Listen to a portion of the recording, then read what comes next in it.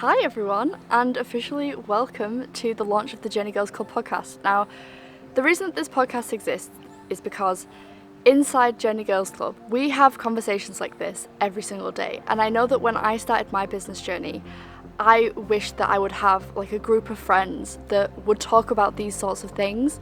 And truly it's inspiring to be surrounded by all of these unique individual girls that are experts in their own field, that have incredible minds, that want to go deep and talk about interesting topics.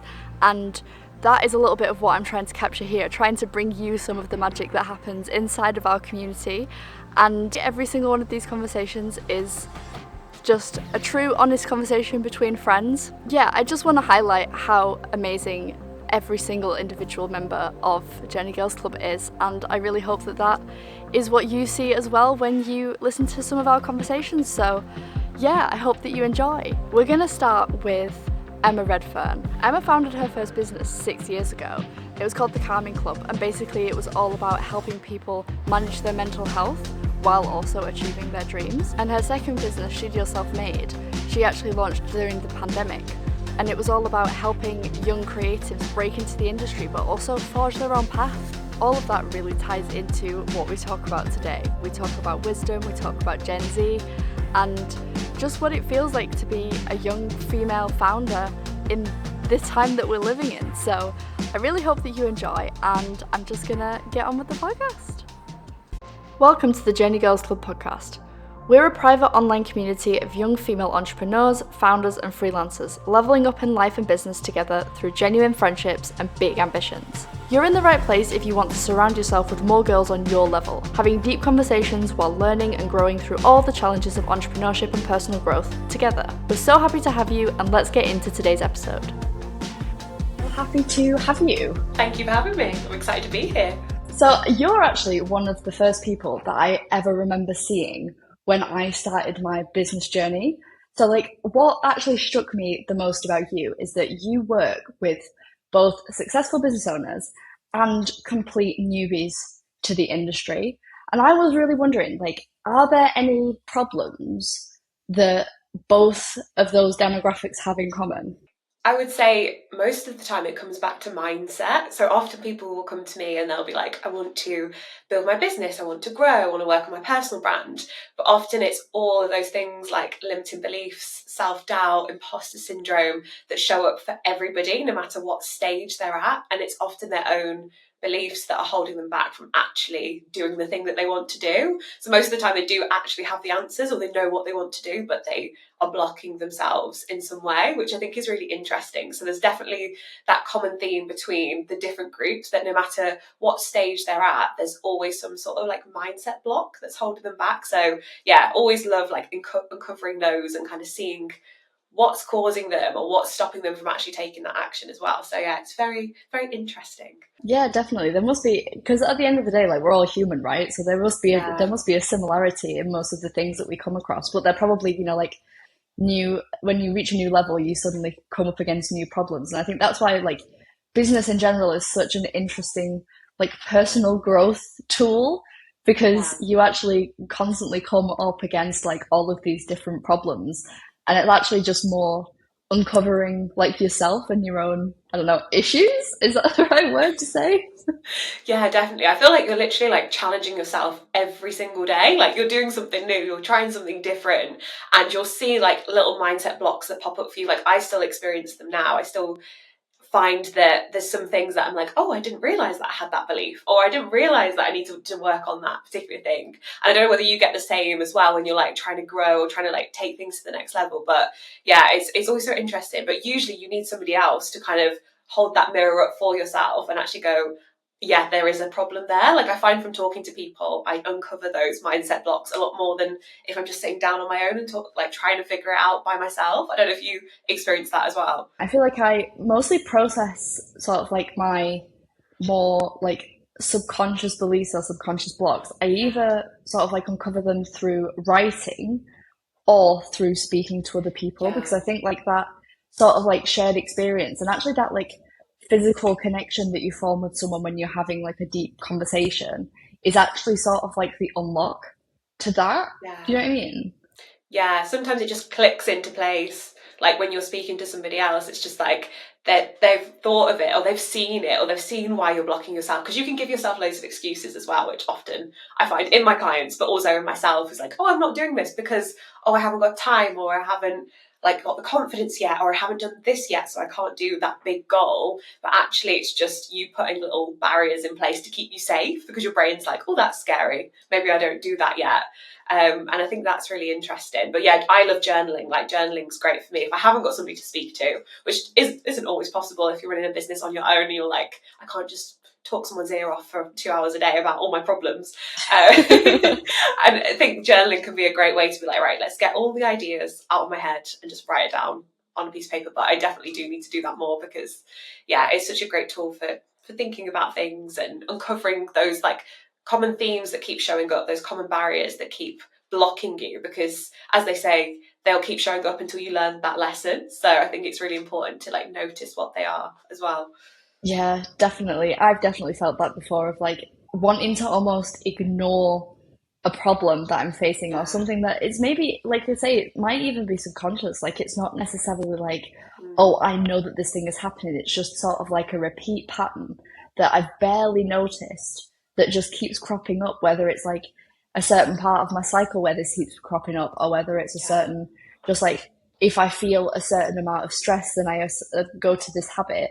It's like being able to analyze that and find that, but also again like express it or notice it. I find that so interesting because also like we talk about like business goes so much hand in hand with like mindset, but it also Yeah. goes hand in hand with mental health, right? And that was like your first business, right? Was those two like overlapping and interlocking? Tell me more about that.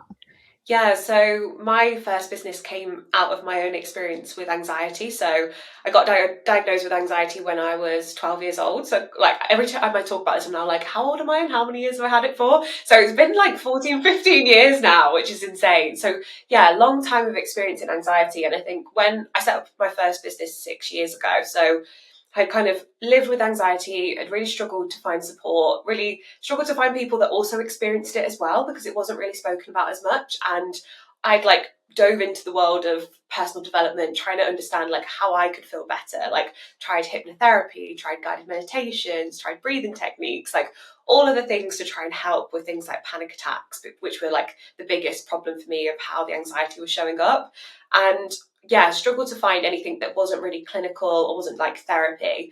So my background's creative. So when I was at university, I decided to try to start my own business, which was designing self-care stationery products to help people with anxiety. So how they could make self-care part of their everyday lives, because I think that's one thing that if you can practice things regularly, it's going to help you more with your mental health than just trying to like find one solution that's going to fix it really quickly.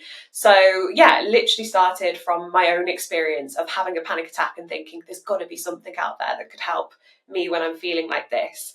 And designed a product that was called the Calming Cards, and they all have different cognitive behavioural therapy techniques on them. So they're designed to kind of calm you down in the moment when you need distracting from feeling anxious. So instead of trying to remember everything you might have learned, you've got little cards with those techniques on. And that really helped me. I decided to list them on Etsy and start to sell them. And yeah, the business went from there. I've now sold like 10,000 products through the Calming Club. So it's been an amazing journey. But that real interest in mindset has definitely stuck with me from that first business, and it's led me into what I'm doing now as well. And I think it's a huge part of understanding people and understanding what they do. And I think it helps me run my business better because I understand my mindset better as well. So I definitely think it's something that comes hand in hand. And before, I don't know about you as well, like when I was thinking about business, I never really thought about the crossover with mindset, but there's a huge link between the two. Yeah, exactly. Like there's a certain amount of like growth that you have to experience and also growth that you have to seek out to be able to reach that next level in business. Clearly you had certain struggles then. How do you feel like your problems or your struggles are different now? Like what sort of mindset struggles do you deal with now as opposed to back then? That is a very good question. I was thinking about this the other day because it's such an interesting one. And I think if you think about anxiety, so like with anxiety, my anxiety has evolved over time. Like before I got to a point with it that I could barely even leave the house. Like, it was so bad. I was just scared of going into new situations. Whereas now, with running the business, I have to travel all the time, or I pitch on stages. I've got to talk to people. So it's completely out of my comfort zone, but it still shows up in different ways. And I think it's really like just paying attention to it, understanding how it affects you differently, and learning how to cope with it as well, and like different coping mechanisms. But I think in the beginning, the mindset blocks that I had was like really seeing whether this was possible. Like, I didn't believe that. I was like, okay, I'm going to do this while I'm at uni, but I'm not sure what's going to happen when I graduate. Like, am I still going to be able to do this? Is this even possible to run a business? Like, I hadn't really seen anybody like myself, so somebody in their 20s actually building a business straight out of uni. It was kind of just like, go get a job, that's the normal route to do, and then maybe set up a business later. So I think it was really struggling to see that that was actually possible for me as well. And yeah, so I think that was kind of where I was like blocking myself, or like subconsciously blocking myself before. And I think now it's really stepping up into like the mindset blocks around my own expertise. Like, I have quite a lot of knowledge for my age, and I think sometimes being young is great, but it can also make you really underestimated by people, because they think you've got no experience, or they think that you work for somebody else. They just assume that because you're really young. So often I will find that people underestimate how much I know, or they underestimate the skills that I've got. And maybe there's some subconscious things that I need to work on there as well, which is like actually owning that expertise, and owning what I know, and that confidence around actually being like, no, I do know these things, and I can help you with this. Not pretending to know everything, because I definitely don't, but like, I know that I have skills in areas that could benefit people as well. So I think that's one thing I'm working on at the moment, is really like stepping into that next level of being confident in what I know and in that space. And I think, yeah, it's really interesting to see how they evolve over time, and how they're linked together as well. I've definitely experienced something similar in the sense of I oftentimes get told, "Oh, you're really wise for your age," and I think, "Oh, well, thanks, thanks a lot." Like, I mean, I don't know if it's a compliment or whether I'm about to throw hands at someone. I'm like, I don't. I'm like, I think obviously being wise is an interesting one. Like, in general, like having knowledge. Like, I think I've held myself back for ages on like wanting to help people. Like this idea around like being a 26-year-old life coach. I'm like, I've not been alive that long. How am I supposed to be like a life coach? Like, I'm not a life coach. But at the same time, like this expectation of, oh, people of certain ages should have a certain amount of knowledge or a certain amount of expertise. Mm, I think that's sort of almost been blown completely out of proportion with the age of the internet. But then yeah. obviously it's mostly older people that say, "Oh, you're really smart for your age," or "You're really, like well spoken for your age," and you're like, I've been trying to unpack what this like idea of like like knowledge or wisdom really means, and I don't know about you. I'd love to know what you think. To me, I think like wisdom in a way comes from like actually just having experienced a lot of things. And I think again, like business is actually such a great catalyst for that, because experiencing like rejection and experiencing those sorts of nerves and going for things and pitching for things, which I really want to know more about in terms of like all the stuff that you do for that, because you're like a powerhouse of pitching woman. And I'm like, so I'm like, all of that, quote unquote wisdom actually just comes from lived experience. I would say I've Yeah. done a lot in the 26 years that I've been alive.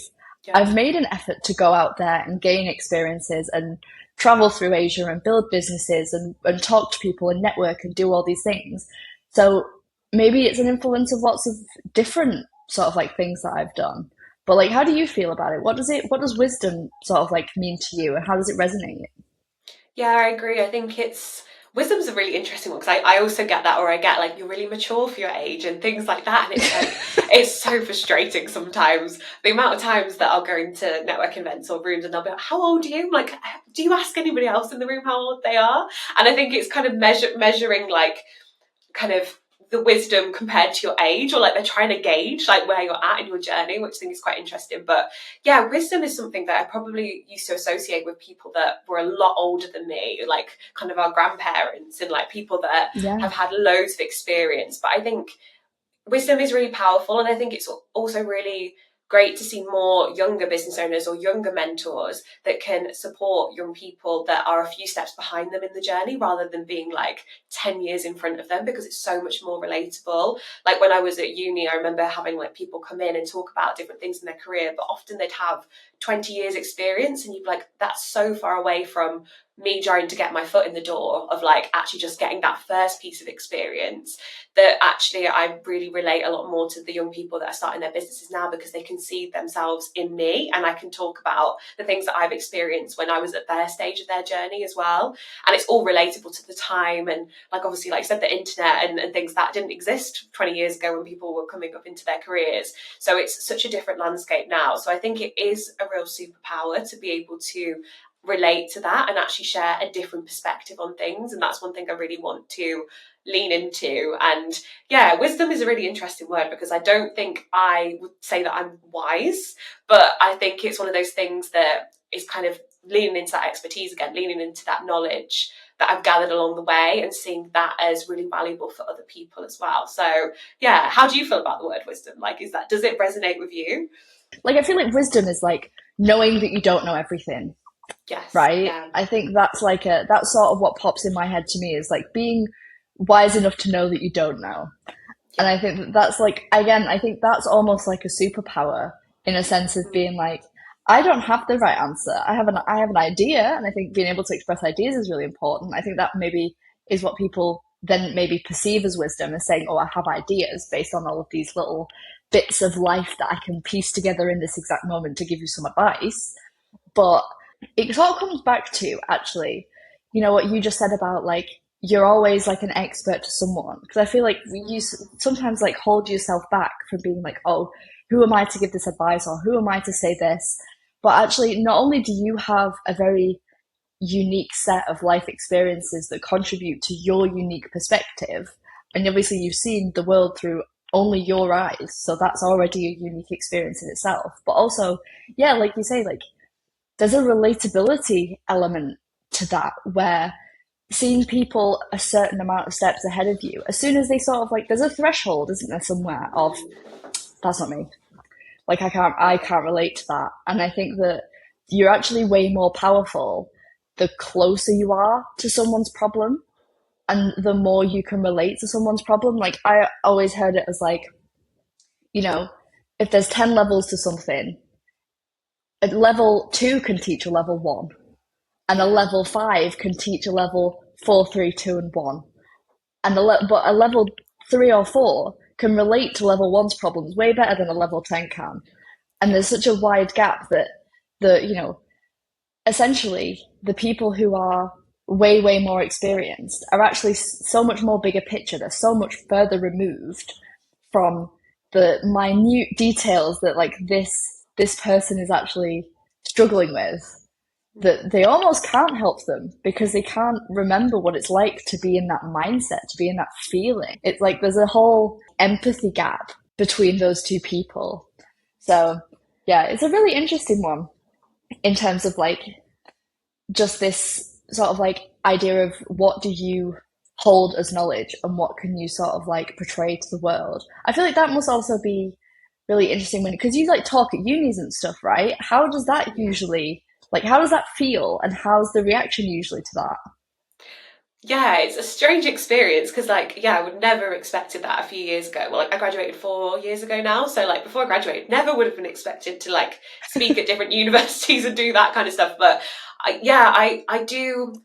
I really enjoy doing it. It's so impactful, and like I think the conversations that come out of it, the kind of little light bulb moments that you see within people when they're like, okay, I could do this. I could maybe try this, because they like, again, they could relate to me a little bit more, because I'm only a few steps ahead of them in their journey, which I think is really interesting.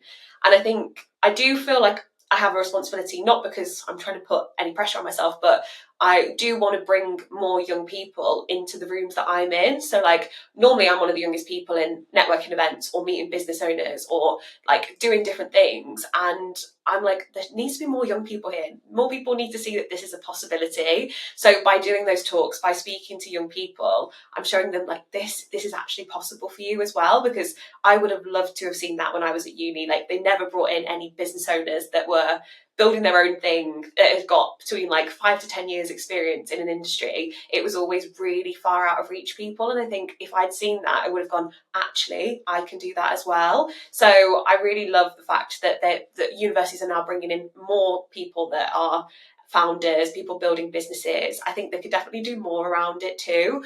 But yeah, I absolutely love speaking to young people about the work that I do, and just seeing them, especially with the anxiety piece as well. I think they relate to that quite a lot, because a lot of young people struggle with their mental health, so they can really see themselves in like, actually, that's not a barrier for me, or how could I use that to help me move forward as well. And that for me is so powerful. That's a really interesting point, actually, of this idea of, mental health and business sort of being interlocked, but also for a lot of people thinking that it's a blocker. Like, I've met so many incredibly like smart people that have essentially told themselves, and obviously the mental health side is also interlinked with that very thought, but they've told themselves that they can't build a business because they've got anxiety, or they can't build a business because they're prone to depression. I think there's like a movement now, or there's definitely opportunity to start building businesses that suit your resources, that suit your energy, that suit your mental health, and sort of like almost having that as like your, I don't know, your main why almost is like, I want to build a business that allows me to have like down phases and up phases and all that sort of stuff. Like, are you seeing any more of that? Like, I think that that's probably something that you're probably more involved in than I am. So I'd be really interested to know. I mean, a lot of the people that I work with are either like neurodiverse, they might have anxiety, they've experienced some sort of challenge or trauma. And I think, unfortunately, that seems to be a common trait with a lot of people that have started a business. They're like, oh, I experienced this, and then this has inspired me to do this. And I think it's that challenge, or going through something like that, can really spark an idea, or it can challenge them to push themselves a little bit as well. And I think, I mean, building a business is a really great way to fast track your growth, your mindset development. It's definitely not easy at all. But if you wanted to learn a lot about yourself, because you really do have to face up with a lot of demons that you have, or a lot of challenges you have when you're building a business, especially if you're doing it on your own as well.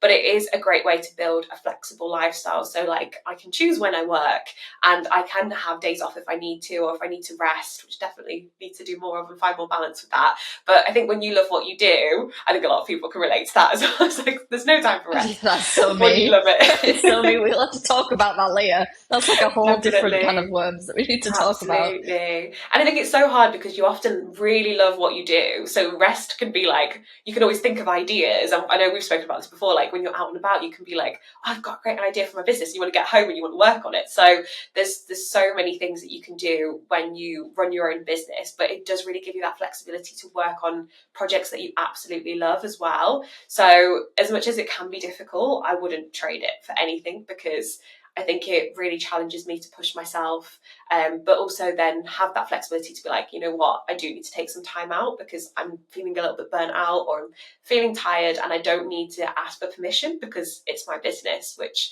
is a really big luxury to have. But it's so important when you do have things like anxiety, because you really do need to understand yourself and know that you can take the pressure off if you need to as well. So yeah, I think it's definitely a common theme amongst people that I've spoken to, that they've experienced some sort of mental health challenge along the way as well. Yeah, exactly. I think when you build a business, and I think that that's sort of like the advantage in some ways, like when you're building your own business, you have the autonomy to give yourself permission to have the day off, or to do something Yeah. different, or to work on a different idea. Yet somehow I find that getting permission from myself is actually way more difficult than getting permission from any boss I've ever had in my life.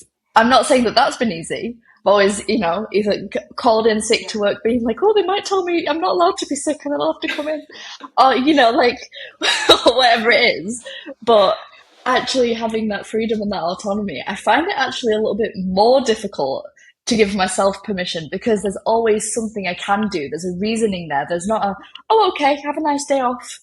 It's a, oh, but are you sure? Like, are you, like, you could just do some work in bed, or you could just do this, or you could just do that. Like, That's a really interesting sort of thing that I've just realized is actually like getting permission from yourself is so much more difficult. There's definitely an element of guilt there for taking time off. Like, I know a lot of people work really late, or they'll work on weekends, or they'll be like, I don't feel like I can take like annual leave, for example. Like, I don't see that as like I can take off like 4 weeks a year. I don't do that. I just feel like as and when, if I've got time, or if there's things like I want to prioritize time with my family or my friends, I'm like, okay, I will take time off for that because that's important. But I definitely struggle to take a day off just to be like, right, I'm going to just do nothing. I'm going to have a day to myself. Like, that doesn't really exist in my calendar because I love what I do. So I would probably find my brain is like whirring on a project that I want to work on.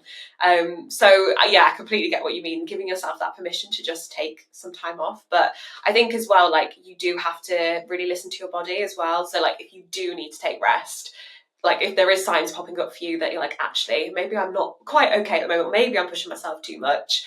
I think that's one thing I've learned in the last year is like, I do need to pay attention to that, because otherwise in the future it will come back to bite me that I've not taken that time off to rest. So yeah, it's one thing I'm working on, definitely resistant to, but I am working on it. Yeah, I totally get you. Do you feel like you've ever had like a really like clear sign of like burnout, or like do you think you've actually ever like fully like properly burned out? I think I was working with a client a couple of years ago, and it became really bad for my mental health. I think quite toxic, and I think that was probably the closest that I've been to burnout, where it was on my mind like 24/7, and I just couldn't switch off and just felt so stressed about it all the time. And I think when I finally left that client, I was like, okay, yeah, I was completely burnt out. I was stuck in like a stress spiral of just anxious all the time, like waiting for them to message me about a problem. And that's what really kind of reminded me to be like, right, you really need to set boundaries. You really need to look out for red flags with clients. You need to be able to walk away if they are really, really stressful, or that they're kind of really affecting your mental health. So I think that's probably the closest I've been to burnout, where I was like, but I didn't really see the signs until I'd left that client and thought, okay, actually that was really, really bad. So now I'm really good at spotting that with the clients that I work with. So the kind of people that I mentor or work with when they're working with freelance as a freelancer, that I can spot when they're burning out, or I can spot when they're working with toxic clients. And like, I'm just like, you need to walk away as soon as you can. Obviously put things in place, but don't stay with them just because you feel like you have to, or the money's good. It's like, it's just not worth it for your mental health in the end. So it's definitely taught me a great lesson, but that's probably the closest I've been to burnout. What about you? Have you experienced that before? I think I remember, and this is like a whole, I want to say there's like a whole backstory to this, but I want to talk about this whole like, the always working sort of thing. Mm, But I remember in my second year of uni, also have a creative background. I went to uni to study graphic design, and it was the first time in my entire life that I was actually doing something that I enjoyed, because I never enjoyed school. Um, so I remember in second year, I was always the person that was like super driven on getting a first. Again, probably because I've got mostly D's in my entire educational career. So I was like, oh, an A would be lovely. yeah. I'm down for this. But I remember feeling this sort of like, just by the end of the like second year, it was like deadline day. I handed all of my stuff in. I'd been like literally working around the clock, like literally like in the studio until 11 p.m. and then back in at 7 a.m. and just like, sometimes it was an all nighter, sometimes it was 4 a.m. And I remember it feeling really good at the time. Like I wasn't, my neck hurt a bit and my back and stuff, but it was like a good sort of pain. It was like, oh yeah, I'm sort of like sacrificing for what I feel passionate about. And then I didn't realize it was burnout at the time, but for I think it was 3 or 4 first weeks of that, like, between deadline day and then the new semester or the new like year starting in September. So it's like May time. I couldn't get out of bed for 4 weeks. Oh my God. And I just thought, I know, and I just thought I was really tired. I was like, I got up every day to go to the gym and then immediately came back and got back into bed. And I don't even really know what I thought was going on. I just thought, oh, I've not got anything to do now. I think there was also a loss of like a focus that Yeah. I think also sort of like slowed me down. I think I lost momentum a little bit. So that might have also had something to do with it. But yeah, I look back now and think, God, Gal, you were going through it. Like, were you okay? Um, Yeah. I had never heard the word burnout at this point. So I was like, oh, I'm just really tired for some reason. I just don't know Yeah. what's going on.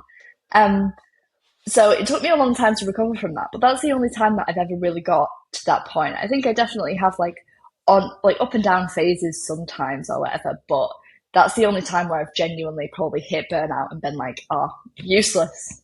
Can't do anything. Yeah. Don't want to do anything. It's kind of like it's a scary thing to think about really, because a lot of people really struggle with it or get way too deep into it. Yeah, I think when you're in it, especially for the first time you're experiencing it, you don't recognize it. You're like, it's like slowly like, yeah, I'm a bit more tired, or I'm really hyper focused on this one thing. And then you kind of finish that thing and you're like, okay, I was pushing myself way too hard. But I think I think it does teach you a lot of lessons to find more balance in terms of how you move forward. Like if you are in business, like how you design your business, how you work that out to stop you going into that burnout cycle again. And I think it's those boundaries. And that's one thing that I do try and prioritize. Like I said, I really struggle to take time off for me, but I do recharge in like other ways, like by seeing other people, or I try and like have boundaries around like what time I stop work in the evening. So I do switch off a little bit too. So yeah, I think it's just like having some things in your schedule that like recharge your energy all the time. So you're not just waiting until like, okay, I'm going to work solidly for the next 6 weeks and then I'll rest, because that just doesn't work. It just never happens. Just never No, happens. I no. think that's a really interesting one. I've been sort of unpacking this myself of like having to make commitments to do things that are fun or doing things that are enjoyable. Because I always find ways to sort of like insert work into whatever I'm doing. I was literally telling a friend before that like I get like separation anxiety from my laptop. If I want to go to the beach, the reason I never go to the beach, like actually on the beach, I sit in front of it sometimes, but like the reason I never go is because I can't take my laptop on the sand. So I just don't go. So I just look at it instead. And I'm like, actually, I just need to go in the sea. Like I just Yeah. need to actually get over myself and go into the ocean and let it just consume me and just float away. Um, but I definitely think that like I definitely like struggle with this like separation anxiety to a really clear boundary between work and life, because if I those things mesh really easily for me. And again, I think it's because I'm actually working on something that I like. And I think that that sort of like 9 to 5 separation is actually a little bit more handy in that, because Yeah. I've only got a certain amount of hours to go to the gym, or I've only got a certain amount of hours to see friends. But when actually you could see them whenever, now all of a sudden it becomes never. Yeah. Yeah. So I've been thinking about that in terms of the way that we're sort of like conditioned by society. Because again, like, why do I struggle to switch off so much? I think there's an element of, like you go to school and then you do homework after school. Yeah. And like, first of all, what is that about? Second of all, like, second of all, like, it sort of conditions you of this, like, oh, I go to this place, and then there's an opportunity for me to do even more of the same thing. Yeah. And then with work, obviously, I genuinely think that if I hadn't been in a relationship in my last job, or if I wasn't in a relationship, I would be very, very prone to overworking, like very prone to having no boundary between like my old corporate job and now, or like, and my corporate job and my afternoons. And I think that now, obviously, like my partner and I, we work as like instead of watching TV or watching Netflix, we're like, oh, should we go and do some work? And I think that's such a good thing. It's a net positive, but there's also elements of that where I'm like, oh, I've been conditioned to do work and then just do a little bit more work. Yeah. And I think that that's really hard to break out of once not only are you no longer in like a 9 to 5 or whatever, but you're also now completely like dependent on yourself for your own success. Does that Yeah. make sense?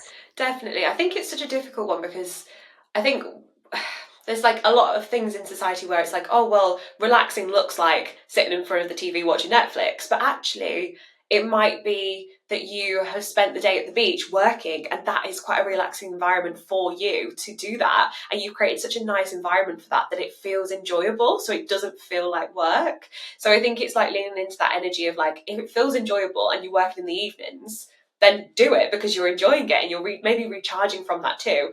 If you're starting to notice that you're feeling drained, you're feeling really tired, then maybe that's when you need to put in more boundaries. But I know, I mean, I see a lot of this on like LinkedIn, different founders talking about how they do work a lot of hours in the day, but it's because they love what they do. And I think if you are getting enjoyment out of it, then you shouldn't feel ashamed for doing it. But it's when you start to notice, and that's where you've got to really check in with yourself and know yourself quite well to be like, okay, this is starting to feel stressful, or this is starting to feel like I'm overworking, or I'm trying to go to sleep and my brain will just not switch off.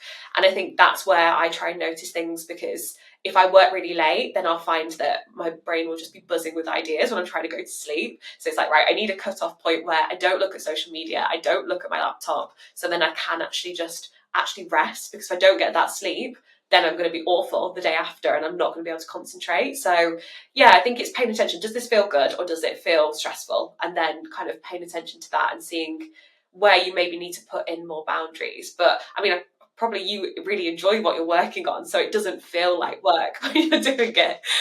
No, exactly. And I feel like that's such a huge privilege. I think, Yeah, a lot of us in the community sort of have that thing of like, maybe the boundaries are a little bit blurred, but at the same time, yeah, like, I think this idea of like like a lifestyle business or a business that maybe doesn't take up, like, you don't have to find that clear block because it integrates into your life so seamlessly. That's always been a huge, like, goal for me, is to not only feel like I'm not really working because it's just me and it's just who I am and what I enjoy doing, but also it's like a bit of a contentious point, I think, nowadays to say that work shouldn't feel like work, or that mm, what is it like, the whole like, oh, if you enjoy what you do, it shouldn't feel like work, that sort of thing. I've yeah, seen different sort of like sides to the spectrum now. I used to think that that was like, oh, that's like a solid bit of advice, like, do mm, what you love and you'll never work a day in your life. Like, I was like, oh yeah, chef's kiss, love that. That's the goal. But now I sort of see like a couple more nuanced sort of perspectives. Some yeah. people are totally against that, some people are totally for it. Like, where do you sit on that spectrum? Yeah, I agree, because I mean, running a business does feel like work sometimes. Like, it's not all the shiny, glamorous like stuff that you might see on social media where it's like, I'm always working on things that I love. Like, I still have to do my finances, I still have to be doing sales outreach, I still have to be rejected from ththings, like I still have to write applications that get rejected from, like, it's not always fun and it's not always great. But then I think you do enjoy, you enjoy the wins that you get from it too. So like for me, and I know you're probably similar to this, like if I was designing like a new deck for a new product I wanted to launch, or a service I wanted to launch, or a new website, and I was going to be doing that in the evening, I would really enjoy that because I love being creative. So anything I can do to design things, create things. Whereas if I was trying to sit in the evening and do like my tax return, I'd be like, no, don't ask me to do that. So I think it's finding like what do you enjoy, what do you get energy from, and then what do you not get energy from. And obviously they're really important things to do, you have to do them, but they need to be done in work hours, and you need to have some boundaries around when you do those. So yeah, I agree, it's not as simple as like, if you enjoy work, you never work a day in your life, because you definitely do work. You probably work harder if you love it. But I think it's such a privilege to be able to enjoy what you do. But I think often people think, oh, if I'm creative, I just want a creative job and then I'll enjoy what I do. But I think you do need a little bit more of a mission, or like a purpose, or some sort of impact behind that as well. And that's one thing that I found that's really helped me, is like being able to help other people through being creative. So designing things that help them grow is so much more powerful than just being creative for myself. So that's one thing that has kind of helped me understand, like, why do some people enjoy their jobs and why do some people not enjoy their jobs. I think it's that wider mission piece that's quite interesting, and I don't know if you thought about that before. No, that's so fascinating because I've considered this recently in like a different light, which is like to do with Mm, social media followings. yeah, So like I often like there's this weird like sort of duality where some people want to grow their following to grow it, to like, there's sort of this idea of like, oh, I want to hit this many followers, or I want to be famous, or I want to be well known. And actually, my first question is always why. And I think that there's almost like an accidental thing happens where like the people who want to get well known for some sort of like unknown reason, or maybe obviously it's mostly probably personal gain, which I can relate to and I can see. And I think that obviously, numbers are fun and they make your brain go, light up and spark and stuff. It's great. But there's also this element of actually the people who almost as a byproduct gain like a following or gain like a certain recognition. It's a byproduct of their mission and what they're trying to do, and I think that that is the much more useful way to view it, or the much more sort of like motivating way to see it is, oh, this following that I'm growing, or the community that I'm growing online in this space, like an audience, that is actually just a secondary bonus. But actually, it's all these people that I'm helping individually, or all these people that I'm maybe motivating with whatever I'm writing. That is actually that's the thing that fulfills the why. That's the thing that fulfills the mission. And usually, recognition comes as a byproduct, not as the end goal. Yeah, absolutely. I think otherwise you get caught up in the numbers so much. If you're just doing it to grow your following and then you just keep looking, you're not getting the engagement, it can like make you feel so down and so tired of it and just get fed up with using social media. Whereas if you're doing it for a wider reason and you're just sharing stories and you're just enjoying the process, I think it then comes a lot easier as well. And I know we've spoken a lot about LinkedIn before, and I feel like other social media platforms for me, like I grew the first business on Instagram, but then I found that it was just like shouting into a void. Like I just didn't enjoy it. There was nobody coming back. There was barely any interactions really. Whereas with using like a platform like LinkedIn, there's so many people actually communicating with you, commenting, messaging you, having those conversations. And for me, that's the most rewarding part of it. Like I wouldn't care about building a following on LinkedIn if I wasn't getting that back. It would just feel meaningless to me. It's those conversations that have made it feel worthwhile because it actually feels like you're talking to people. It's not just a number on a screen. I don't know if you feel like that as well. Definitely. And there's another element to that I think that's really interesting, which is this idea of like, I say this all the time of, businesses come and go, and but you always remember like the people. I see this in my partner all the time. He has, been in an industry for 10 years, 20 years. And he's like, oh, I remember this person. They were really cool. I worked with them. Or, oh, I remember this person because they were my manager at this point and we actually bonded over this thing. And it's like, actually, like, oh, some of those companies have gone bust, but you actually remember the people that you worked with and the people that you were sort of like in the trenches with. And that's why I always sort of like see it as all the people that I can meet through these platforms, or through social media, or even through the community. Whatever happens, I'll remember those people more than I remember, the day to day of whatever I was doing at the time. It's actually more about like those connections and those shared experiences, and just like whatever, again, every single person that you meet, you don't even know yet how they'll maybe, contribute to your life, or whether they'll just impart that little bit of their knowledge or their experience into you that again could change the trajectory of your entire life.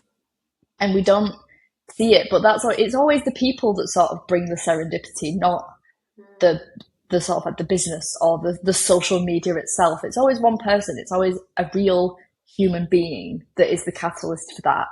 And I think that that's what I think is also, we're all just people at the end of the day. And I think that's what I actually enjoy more about LinkedIn than most other socials, is that human element, that one-to-one element. Like it's definitely someone's face and it's definitely someone's name, and there's actual real interactions happening.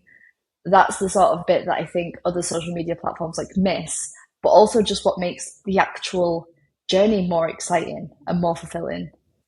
Yeah, absolutely. And that's why like I moved more into the personal branding space, especially with the people that I work with as well, especially like young creatives, young people that are starting businesses, or even established business owners as well. Like a lot of them are about building their own brand, but they think about a business first. They don't think about their own personal brand too. And I'm like, there's so much power in building your own personal brand because, like I said, people connect with people. Like even as a business owner, they're going to remember you more than they'll remember the business name. So I think it's so powerful just to think about like how you can share your story and how you can use your own voice and like learn how to craft that, whether that's through writing, whether it's through video, to share that story, because that is so powerful and that's what people connect with. Like going back to the first business that I started, like people connected with me over my journey with anxiety. I think if I didn't have that piece in the business and that wasn't a part of my story, it wouldn't have resonated as much with people, because they couldn't see how it fit into their lives because I was showing them how it fit into mine. So I think that made it more relatable to them to be like, oh, you've been through something similar to me, and that's why I trust you, that you've created something that's actually going to help. It came from a genuine place rather than just, I've got this idea, let me do it. So yeah, I think there's such a power in personal branding, and not in a way that I suppose it's kind of become a little bit cliche, like, oh, build your personal brand, like everyone's kind of doing it. It's like, I just look at it more from an authentic perspective. So what do you enjoy? What do you love? What could you talk about for hours and hours and hours? And how could you start sharing that alongside your story as well? And I think that's what sparks the really interesting conversations, if you're talking about something you really care about, rather than thinking about what does the algorithm want, or what will do best for me in my career if I talk about this. I think a lot of people get caught up when they're starting out to think, oh, I really need to craft this, I really need a really in-depth strategy. It's actually just like, talk about what you enjoy, talk about what motivates you, what your interests are, and then you can kind of build it from there. And I know when you started your like personal branding journey, is like that what you did when you started out? God, definitely. I mean, I feel Yeah. like I'm still doing that to this You are, day. Like I'm yeah. supposed to like have a business and whatnot, but I actually just like vibe. And I think that's actually the thing that I'm worst at. Which I've got so many questions off the back of what you've just said. I feel like there's so much to it. Um, I'll just insert that like one of my favorite like sort of ideas or concepts is this idea of like 1,000 true fans, right? And I feel like 1,000 true fans of like this is definitely what happened to me. I just vibed on LinkedIn. I just wrote about what I really cared about. Not only did that help me build the habit because I actually enjoyed it, Yeah.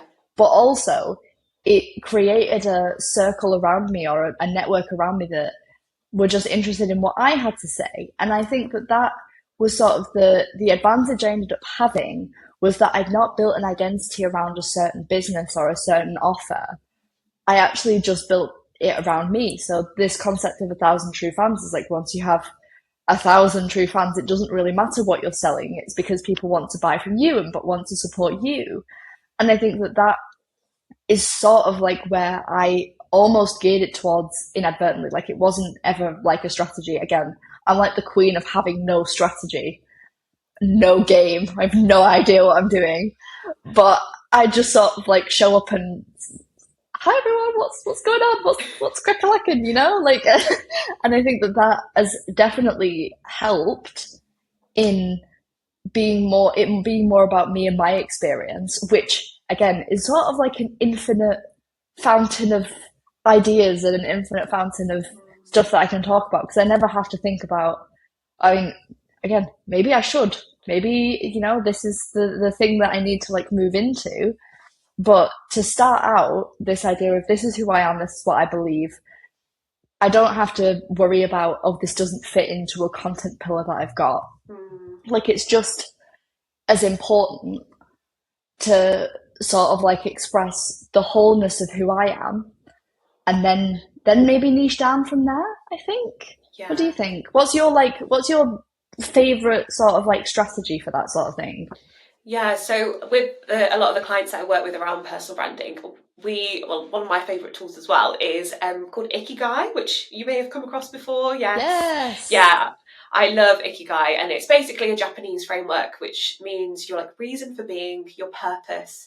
The idea is you answer like 4 different questions, and it's to kind of guide your life, really, to try and show you how you would create a life that makes you feel happy, feel fulfilled, feel like you're moving forward, working towards something. So the 4 questions are: what do you love, what you're good at, what can you be paid for, and what does the world need? And I think they're really interesting because they prompt so many different thoughts, things that you've not thought about before. And often when I speak to people, they're like, oh, I don't know how to answer this one. Or I'm like, oh, I've only got a couple of ideas. By the end of doing that exercise, there's like so many post-it notes around that of like so many different things that they think about, that they love, that they care about. And I use that to kind of just find a common theme. So what interests you? Like, are you somebody that loves to connect people? Are you somebody that loves to inspire people? Like, what is it? What is the impact you want to have on the world? Which is often to help a particular group that they really resonate with, or to bring more kindness or spark more conversations. And often that can really help them understand what they want to talk about when they're building their personal brand. And it's not to build like traditional content pillars of like, you have to speak about these things.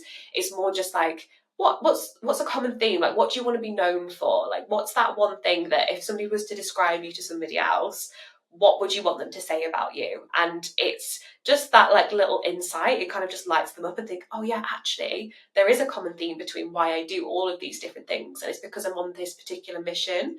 So I think that's a really useful tool. If you haven't done it, I really recommend giving it a go and like revisiting it as well over time to see how it's maybe evolved or it's changed.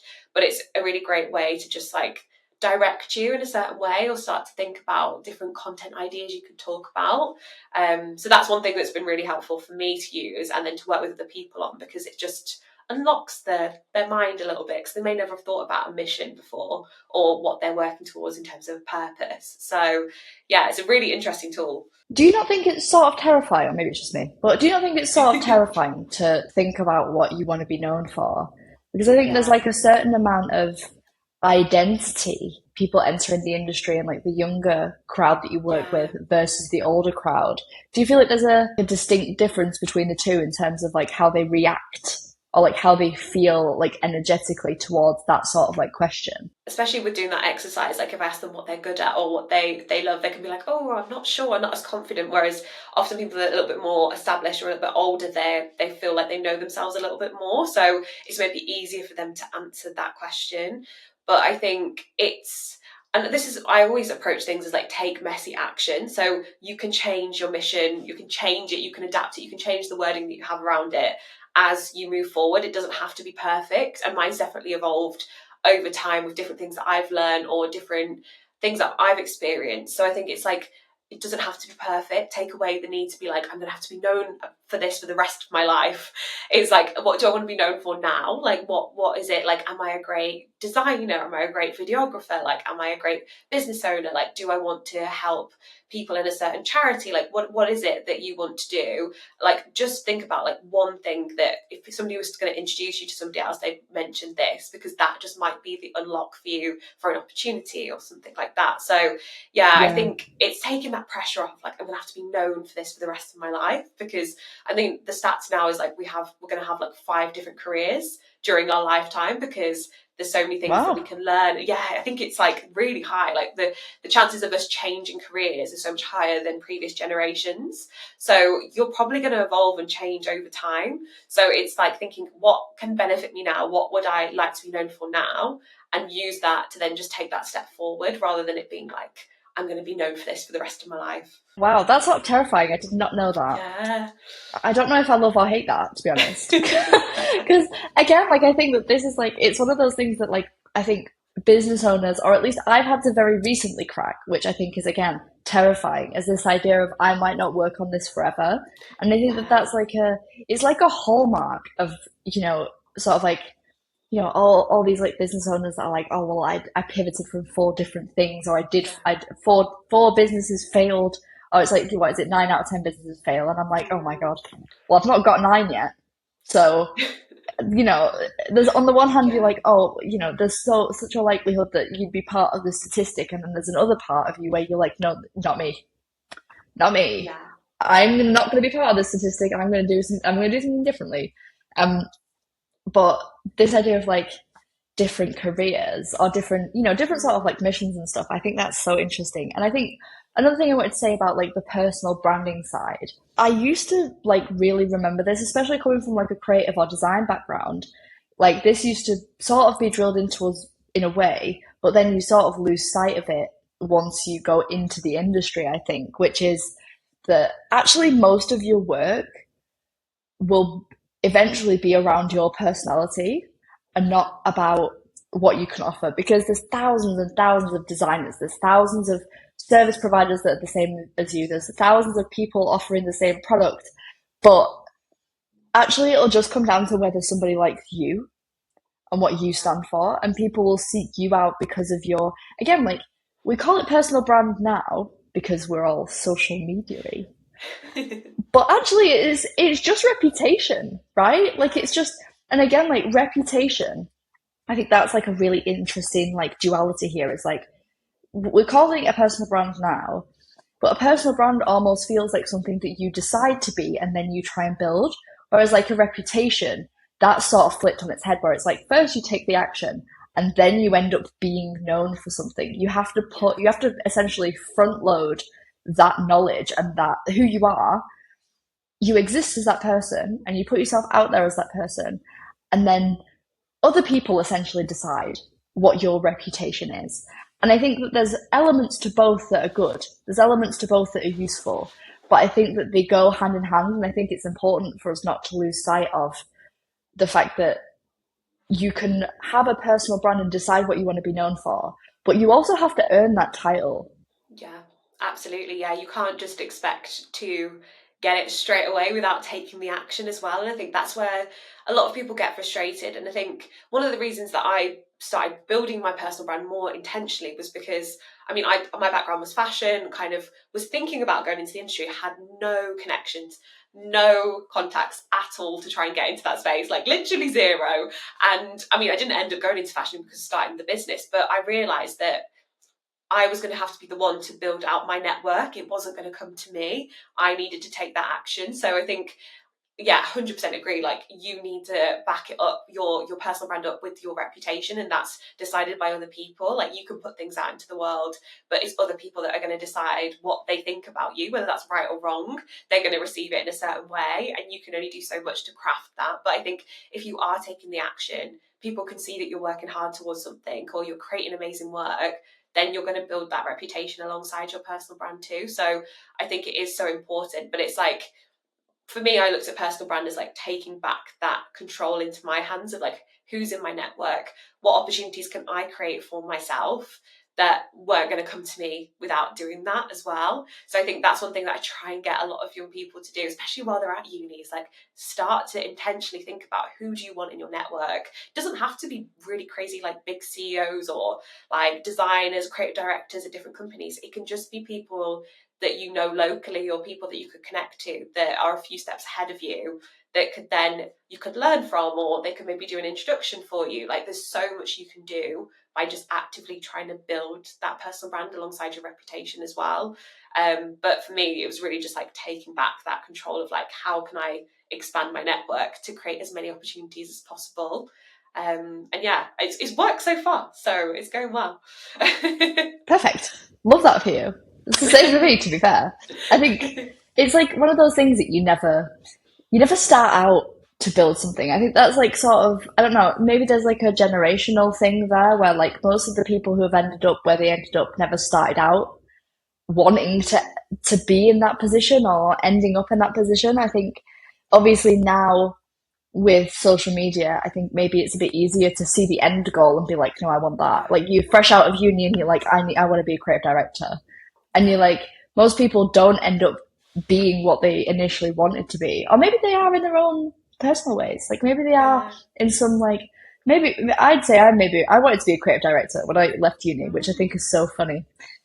But in a way, I'm also, maybe I am a bit of a creative director, or maybe I'm a creative director in my own way. But I think the benefit to this idea of like reputation and personal brand is being able to decide or commit to who you are and who you want to be. And I think that maybe the reputation element sort of like sits a bit further up in this, but reputation is, like you say, like how people describe you, but you also get to decide how you want people to describe you and then act on that. So like, what do you hope people would say about you? Like, I don't know, 3 or 4 adjectives just out of interest. Oh, that's a really good question. I think One thing that I feel like I didn't used to, this is probably going off a slight tangent, but this is one thing I used to think was a weakness, a weakness, but it's definitely, now I see it as a huge strength as well. So I'm like an introverted extrovert. So I love being around people. I get my energy from being around people, but I'm often quite quiet in networking situations or conversations. I love to listen.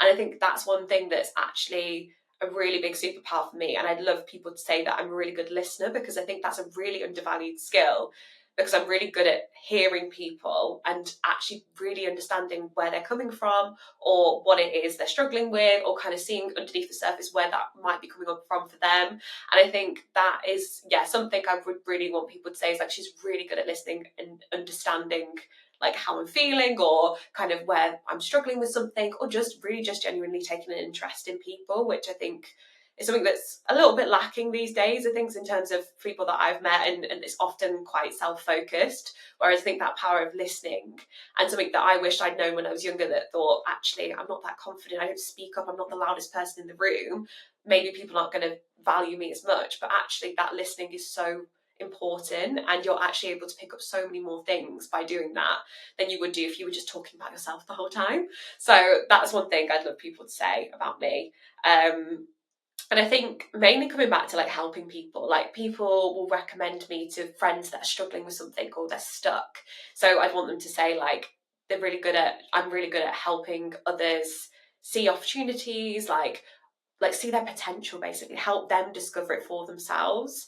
I had somebody I spoke to recently say that I'm working on things that are kind of like dream making for other people. So like being a dream maker, not that I want to be associated with their success at all, but it's like showing them what's possible and showing them how they can make their dreams real. So I think that's something that I'm like, that word is like one thing that's sticking with me at the moment, is like helping others make their dreams come true in the less cringy way, not so like Disney-fied in terms of that kind of stuff, but like I really like that idea of like, can you see what's possible? Because I do work with a lot of people, especially women or people from underrepresented backgrounds, that maybe never seen anybody like themselves do what they do, or what they want to do. And I think that seeing that it's possible and seeing them just light up and think, actually I can do this, is something that makes me really happy. So that's one thing that I would also love to be known for as well. I love So yeah. that. That's so, I definitely see both of those things in you. And that's actually, I really like the dream maker thing. I feel like that's, Yeah. write that down,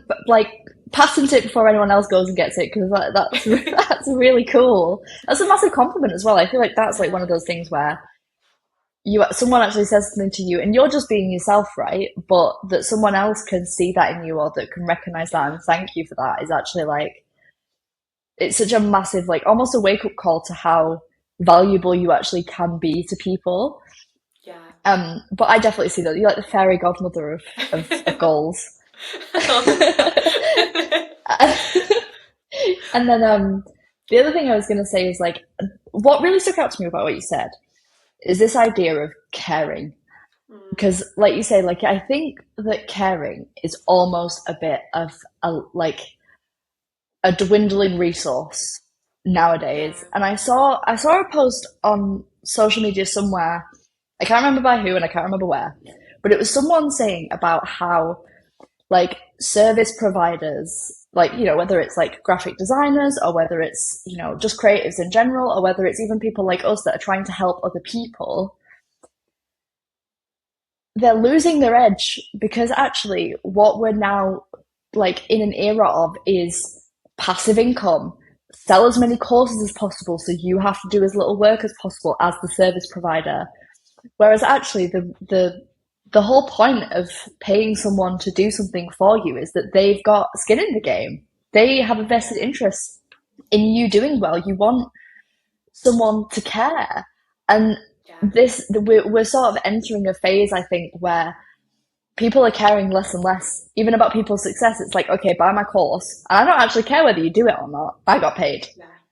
And I think that that's like, it's such a shame, because actually like the way that people connect with each other is, and the way that people actually make progress is by having someone on their side, or by someone actually, speaking to them and helping them progress. And I think that this, again, like this idea of caring is actually it's becoming a rarity, and I think that's kind of wild. I know it is crazy, and I think that's why I love doing mentoring and I have group mentoring programs rather than creating a course, because it's like courses just people, especially Gen Z, not calling any Gen Zs out here, but we'll buy courses and then we'll just never look at them or we'll never revisit them because we're so overwhelmed Oh, with information that we're like, actually, yeah, I've got really good intentions, but I don't actually do it. Whereas if you've got accountability where there's live sessions, a bit like in the Journee Girls Club as well, like there's live sessions, you've got to show up to do the work, that will actually make you take action. And I think by doing that, having that ongoing relationship rather than it just being a course, you've got that accountability, you've got that support, you've got somebody there to listen. And that's so much more powerful than just downloading a course or like buying it off somebody that's like, buy my course, this is going to change your life, when it won't unless you actually take the action. So I think there's a huge gap at the moment for people actually staying as part of that journey rather than just abandoning people or trying to get as many people onto their programs as possible, when actually it's all about like, what is the transformation you're creating for people? How are you helping them move forward? So yeah, I think there's a huge space for that at the moment, and I agree more people are moving away from that, unfortunately. So yeah. yeah. But I do think that's an interesting like gap in the market. I feel like we're gonna sort of like go through this phase, and I'm seeing it more and more where it's like a lot of even the idea of community, right? Like I feel like I try and prioritize as much one-on-one time with people, or at least like real life interactions where people actually care about each other as well, because that's I think one of the like not only one of the things that makes us so unique, but also one of the things that I think is an important criteria for an actual community, and not just someone's bought a course and now everyone's in a WhatsApp group as a result, sort of like thing. And I think that this element of caring being sort of present in different places, I think is really important. But then even I think we're going to see like a big uptick of this sort of, you know, more and more people trying to distribute at a much higher rate, even like in the thousands. I'm not talking about like small group things. I think those are still really valuable. But this idea of like, how can I sort of like mass, like impact a lot of people really like surface level?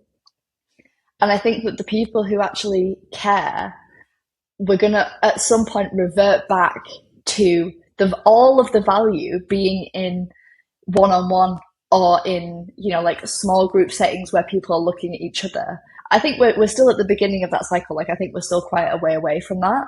But I do think that like more and more people who are really thinking about their mission are realizing that they don't have to impact the thousands.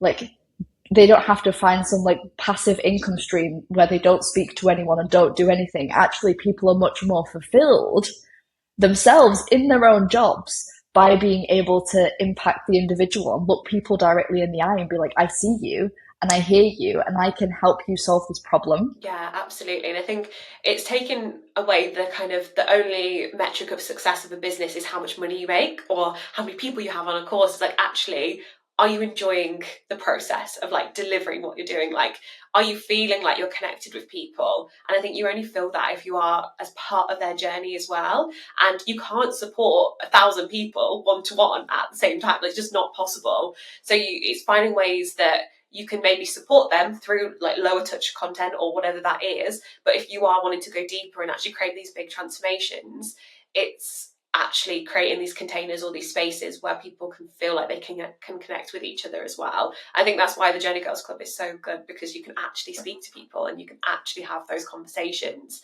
and it doesn't feel like it's just there to kind of go through the motions of learning something new. It's all about being part of each other's journey as well. And I think that's really rare to find. And I think that's something that a lot of people, especially if you run a business on your own, you're looking for that connection. That's what's so important, because you can learn so much from YouTube or watching things online or taking different courses, but actually it's how you learn, implement them together, have that accountability that makes the biggest difference, I think. Yeah, definitely. I think that's a really interesting one, right? Is this like input versus output? Because I find oftentimes that I always think that I have an input problem when actually if I'm not making progress on my goals, I think I have an input problem, but actually I have an output problem. Like I feel like consuming more stuff. I know that this isn't necessarily like a new concept of like, oh, just keep learning and consuming, but again, like coming back to this idea of like, like wisdom and knowledge, all of that stuff has come through action. And actually being in a situation where you now have the confidence to sort of like go out and take that step, I think that is where you sort of like create the momentum where you can actually, learn from and grow from and just keep readjusting on that path. It can only come from forward motion. It can't come from staying the exact same, right? Yeah, absolutely. Yeah. You need to have people with you on that journey. That's one thing that I learned like over the last year or so I'd say. Like I was doing it all on my own for such a long period of time. I was like, I need people to bounce ideas off. I need people to like keep me accountable. Like you can do it so much on your own, but having people there to help you move forward as well, I think, yeah, it's so much more valuable being able to talk through ideas. Like I said, you can learn, so you can watch so many videos, you can learn so many things, but actually taking that action is what you need to do moving forward. It's probably that you don't have, it's not that you don't have the knowledge that you need, it's just you're not taking the actual action that you need to do. So yeah, that's sometimes a Yeah. hard lesson to learn, because it's easier to watch the content, it's easier to watch the stuff rather than do the action bit. Exactly. It's easier to save more reels on the same subject. Yes, absolutely. I'm definitely, a little bit guilty of that, to be fair. But I do think that that's almost like what I've realized through building my own business this time around. Because I feel like sometimes I've thought I was building a business, but actually I was building somebody else's business. Interesting. And I oftentimes felt like if I followed the exact process that somebody else was giving me in this course or in this, like step one, find 5 clients, step two, do this, step three.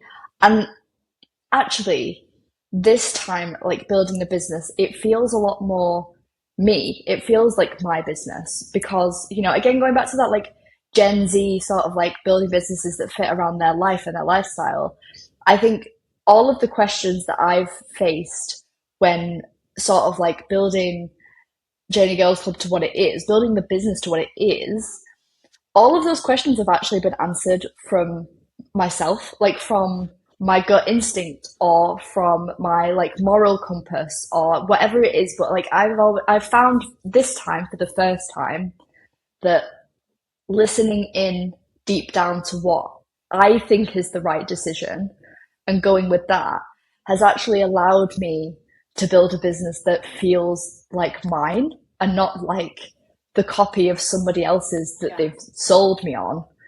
Is like, and I think that that is like what I think Gen Z are getting better at, and also what I think is so powerful when it comes to, again, like talking about like mental health, talking about like autonomy, is the more you listen to your own compass. And obviously, you need people that help you find that voice. And I think that that's what, sort of like that one-to-one accountability and support is so useful for, is people encouraging you to find that voice and asking you the right questions and listening.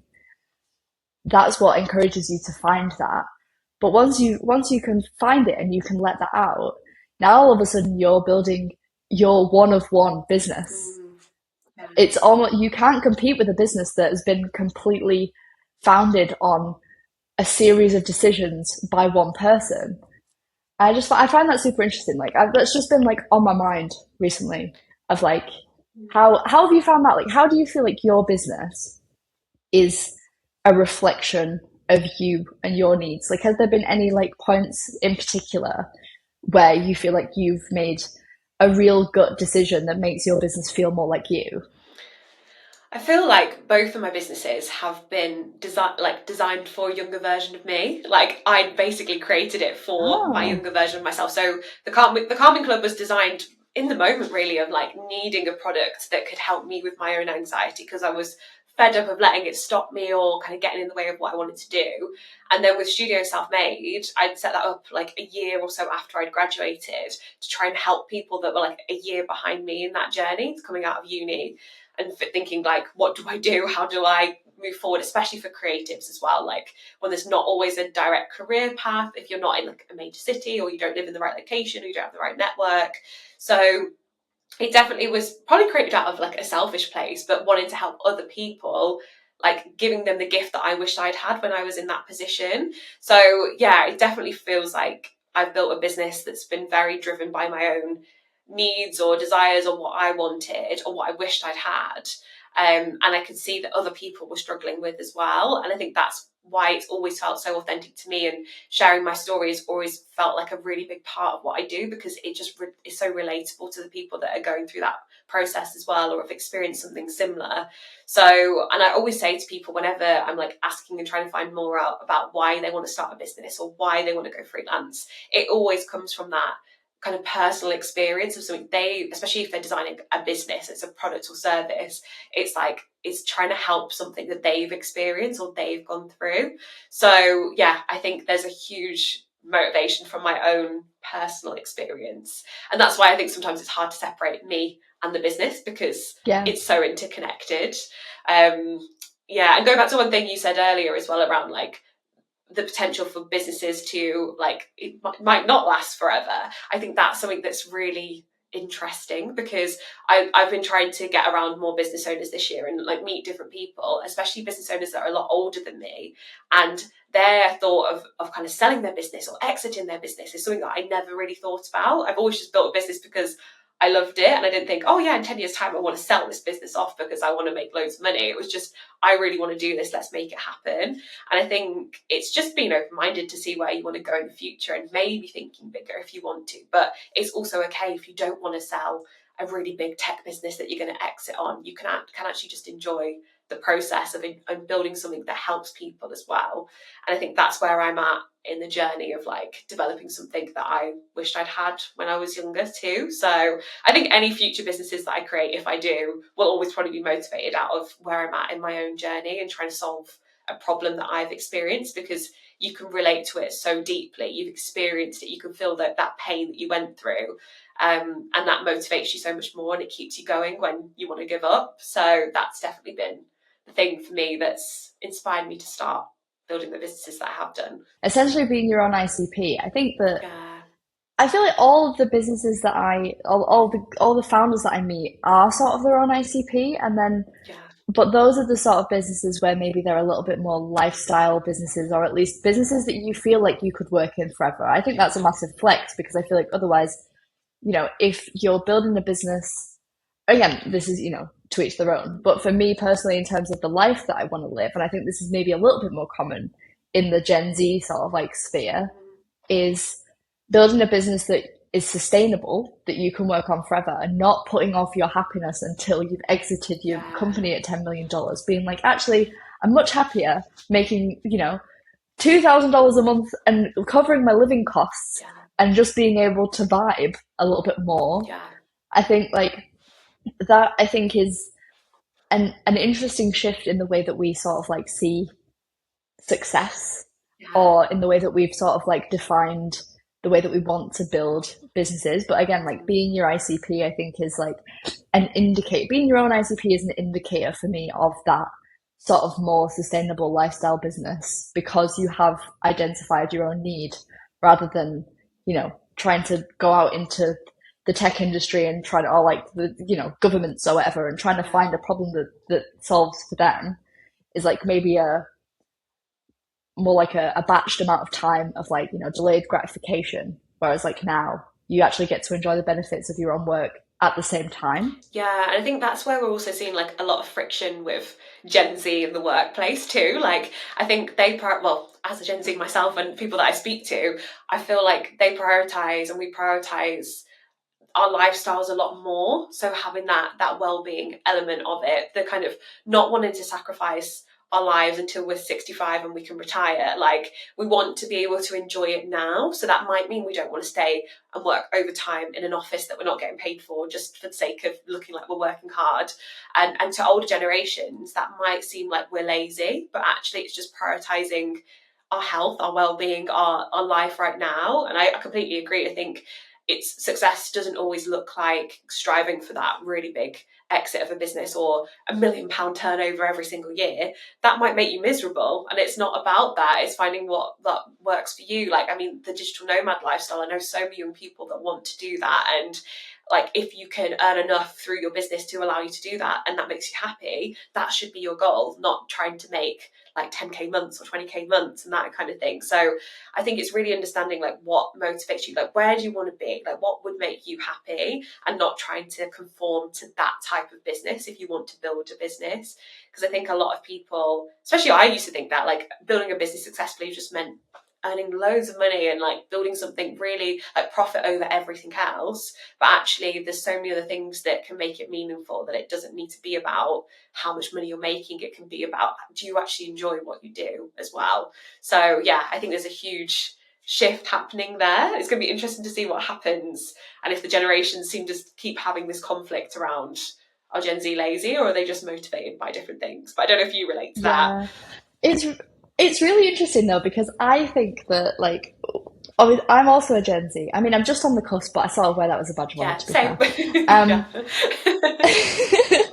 is like I think that my former employer would have maybe classed me as I had very clear boundaries at Yeah. work, and I think that some of that was just a sort of like I don't give a fuck sort of like attitude in terms of like I know my rights, so which is very maybe like a Gen Z trait. But also, maybe they would have classed me as lazy because, spend minimum amount of time at the office. But actually, I was being so strict on my boundaries at work because A, I was building my own thing on the side, so I had to make time to prioritize that. But also, I wanted to go to the gym, I wanted to make a healthy meal, and I wanted to get 8 hours of sleep. Yeah. And all of those things were contributors to not only obviously my longevity and not burning out, but also to being a useful person in the workplace. Yeah. So it's like I put all of this time and effort into being a productive and useful human being. And then I also want to, just do all the things that, keep me alive, Yeah. Like, I feel like that's just, I don't feel like that's that much to ask, really. No. It's like, I've only got time to eat a meal and go to the gym and go to bed early just to get up and come back to this job. Yeah. So, like, how does that make any sense? But then, yeah, again, there's a certain amount of priority that's being set to be able to work on your own thing. Because, again, like, are more corporate businesses, are they like so hell bent on everyone working for so long when they know themselves that they could turn around next month and fire everyone in the office? Yeah. And it's like, if you've got your safety nets in place, it's just good business. All of it is a business exchange. I think that that's like something that I think we as Gen Z are getting more clued up on is all of this is a business exchange. We're not serving them for no reason at all. This is all a transaction. It's just business. The same way that they would sit you down and fire you if they got, they had less turnover that month, is the same way that you need to invest in yourself and diversify. And again, that's what a personal brand is really good for, Yeah. is having that power over your own work and having the power over your own like destiny, essentially, by saying, listen, this is a business transaction, and as soon as the side of the sort of exchange isn't working for me, I have just as much right to leave this as you do. Yeah, absolutely. I think I've been working with a number of different clients that have started to try and build their personal brands on LinkedIn whilst in a job, and the amount of employers that have had problems with that. And it's huge. Like there's such a barrier between people like having a business or side hustle alongside work, which I think often is the reason why a lot of Gen Z leave like the workplace, or they leave that working for that particular corporate, and they'll just put it down to them being lazy or not being invested.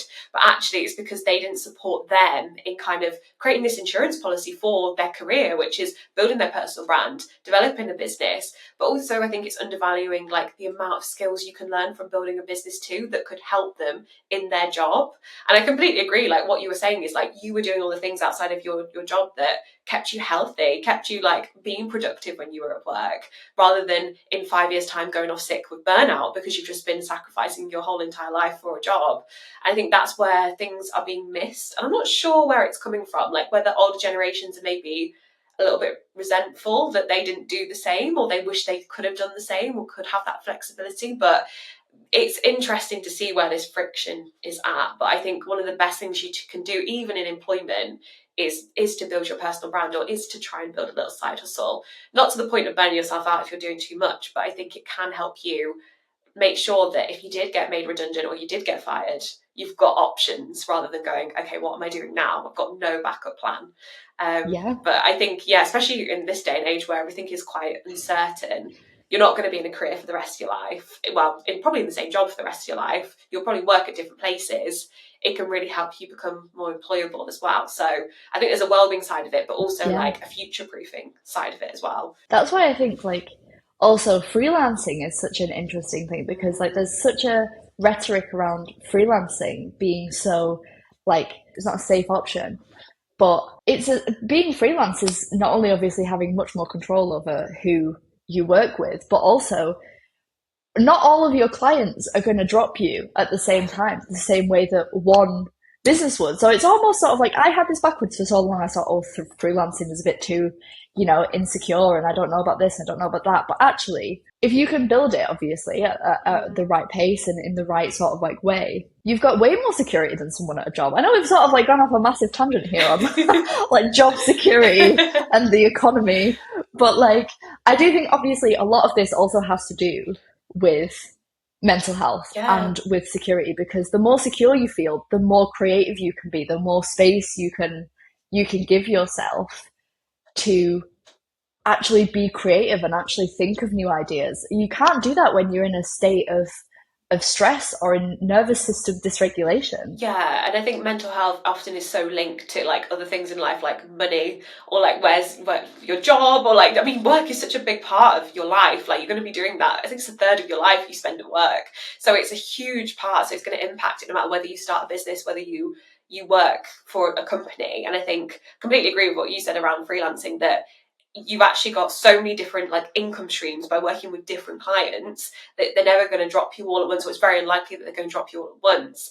And you can then build up other things as well that can maybe sustain you. So yeah, it's changing that narrative, isn't it? It's like being open-minded to new things. Like we've been drilled into it like all of our lives, that get a stable job, like get a secure job kind of thing. But actually you can work out different ways within your career that can make it more sustainable for you. And that might also help you feel less anxious about the future, feel less anxious about what's going on at your job. Or if you're having a really bad time when you are working for somebody and it is affecting your mental health, you have the power to walk away because you have those options as well, which I think is something that is so valuable and so underrated and not spoken about enough, is like having options so you can walk away, or having that financial sustainability or backing behind you that you're like, okay, I can leave this horrible situation.